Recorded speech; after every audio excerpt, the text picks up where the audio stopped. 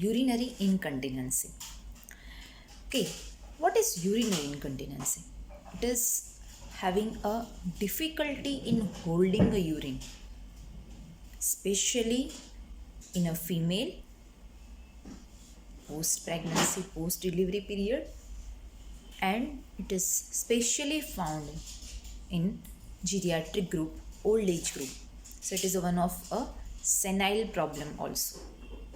So basically क्या होता है कि because of a pelvic floor muscles की जो स्ट्रेंथ है वो कम हो जाती है, जो स्पेशली फीमेल में after a delivery maximum time में ये देखा जाता है और ओल्ड एज में भी ये देखा जाता है. तो they have a difficulty in holding urine. Urine dribble होता रहता है, that is known as a urinary incontinency. So generally urinary incontinency older people में होता है बिकॉज ऑफ एजिंग के कारण, but also more common in a female after delivery period. So incontinency के कुछ टाइप भी हैं, जैसे एक है स्ट्रेस इनकंटिनेंसी, जिसमें कुछ भी प्रकार का स्ट्रेस होता है, जैसे कफिंग है, स्नीजिंग है, लाफिंग है, एक्सरसाइजिंग या फिर कुछ लिफ्टिंग करने के टाइम में, तो उस टाइम में यूरिन ड्रिबल होता रहता है, that is known as a stress incontinency. Another is urge incontinency. Urging इतनी ज़्यादा होती है कि उसको टॉलरेट नहीं कर पाते, उतना उसको होल्ड नहीं कर पाते, जिसके बाद में इनवॉलेंटरी फ्लो ऑफ यूरिन हो जाता है. So specially in case of infection के बाद में, या फिर कुछ न्यूरोलॉजिकल कंडीशंस के बाद में, या फिर डायबिटीज़ के पेशेंटों में ये देखा जाता है. Another type is overflow incontinency. ये इसके लिए होता है कि जैसे ब्लेडर है वो एम्प्टी प्रॉपरली नहीं हो पाता है, जिसके कारण वो ओवरफ्लो होते रहता है.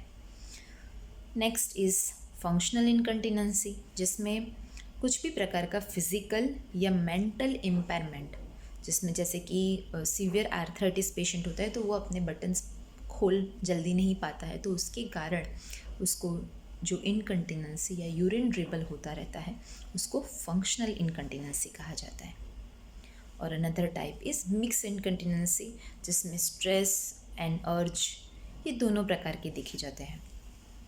So this is the basic idea कि यूरिनरी इनकंटिनेंसी क्या होता है और कौन सी कंडीशन में होता है.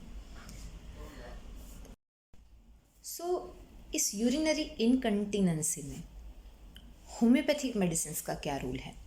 वैसे तो हम सब ये बहुत अच्छी तरह से जानते हैं कि होम्योपैथिक मेडिसिन वो एज अ होल पर्सन का पूरा केस टेकिंग करके, उसको पूरा समझ के, जिसको हम लोग तासीर बोलते हैं, वो समझ के उसके ऊपर से constitutional medicine homeopathic doctor prescribe करते हैं. पर फिर भी कुछ ऐसी मेडिसिन है जो स्पेसिफिक मेडिसिन मानी जाती है, वो यूरिनरी इनकंटिनेंसी में बहुत ही हेल्पफुल है. उसमें से कुछ मेडिसिन तो ऐसी है कि that is very useful during pregnancy and after pregnancy urinary incontinency problems. So just today I will share with you some of those medicines कि जो इसमें यूज़फुल होती है. The first one is Equisetum H.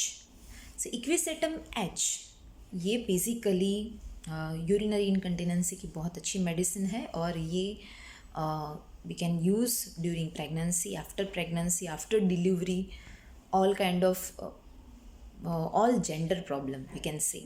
तो ये urinary इनकंटिनेंसी की सबसे best medicine जो 30 या 200 की पोटेंसी में आप ले सकते हो. Second is creosote. So creosote generally 30, वो भी 230 की पोटेंसी में हम लोग यूज़ करते हैं, बट उसके साथ में यूरिनरी इनकंटिनेंस के साथ में, उसके साथ में सिम्टम्स ऑफ बर्निंग पार्ट और स्पेशली ईचिंग पार्ट अगर उसके साथ में होता है तो उस टाइम में क्रियोसोट प्रिस्क्राइब की जाती है. Another is सबाल सेरुलेटा. सबाल सेरुलेटा वो बेसिकली मेल पेशेंट को ज़्यादा प्रिस्क्राइब किया जाता है, और स्पेशली जब उनको प्रोस्टेट की कंप्लेन के साथ में ड्रिबलिंग यूरिनेशंस की प्रॉब्लम होती है तो ज़्यादा प्रिस्क्राइब किया जाता है. बट फिर भी इन केस ऑफ इंडिकेशन जब डिफ़िकल्ट यूरिनेशंस का आता है तो उस टाइम में सबाल सेरुलेटा यूज़ करते हैं. Another is selenium.